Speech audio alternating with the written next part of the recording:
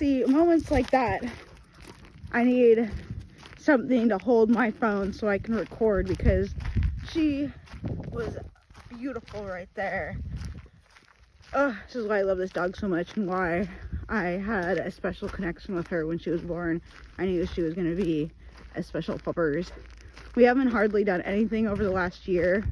I just now started getting her back to work over the last couple weeks, last month-ish, and I had program dogs that were taking up a lot more time than I was expecting. So once they were moved, I had more time to focus on training.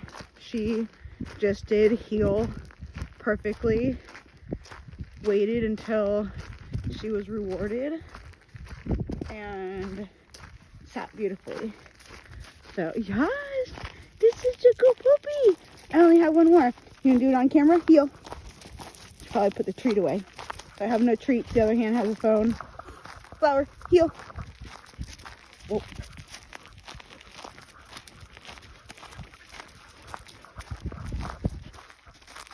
Yes, good girl. Yes, I'm gonna give her that, because she not only fixed it herself, but she, even though it was a little focused on my pocket and the treat, right now I don't mind that, especially for where she's starting from and how little work we've done this. We've only worked on this for like a week or two. So, and positive reinforcement, no negative punishment, no nothing, just capturing. And I did record a little bit, which I'll have to find the video on,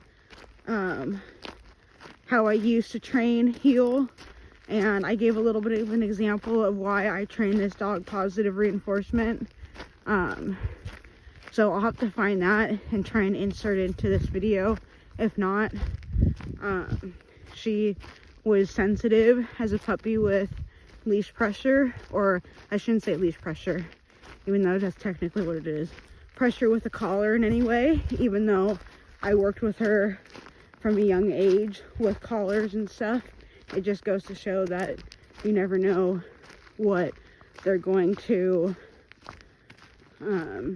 be comfortable with as they age. So that's one reason why I took time off last year. There was a couple months where she was getting really stressed. So if I took her somewhere, it was in a harness, or I wouldn't leave her out of the car. Yes, good girl. I'm all out of treats. Good puppies. While we worked through it, and it took a good 6 to 8 months, and that was just working through it, and it can be a stressful process. No matter how positively you want to train, it's still going to be stressful for the dog. So that's one reason why it took longer than some trainers say, oh, you can fix that quicker. Great. But long term, you have more likelihood of falling out of their training. So this way, yesterday, she wasn't happy when I had to hold her by the collar and walk her. She whined and cried. Today, I'm using the handle collar, and she was a lot better. So stuff like that, knowing your dog, knowing what they find comfortable, and knowing how to work with them is key. So regardless how you want to train, you still have to work with the dog in front of you. So while I may train her a different way than I would a client dog, the baseline of how I train is the same. I'll start with food if it works for that dog. If not, it's praise, play, and sometimes even like this, engaging in the environment. So for this session, I am very pleased. I'm kind of shocked in a way. I was not expecting that, but only because the last couple of days I haven't worked with her much. She's played a lot more. I've gotten her more used to a little bit more structure going out. So we've worked on other things. So it's awesome to see such a change in even just a week. So it just goes to show, if you're patient, consistent, you'll start seeing the changes. It may not be right away, but they will happen, and I'm so excited.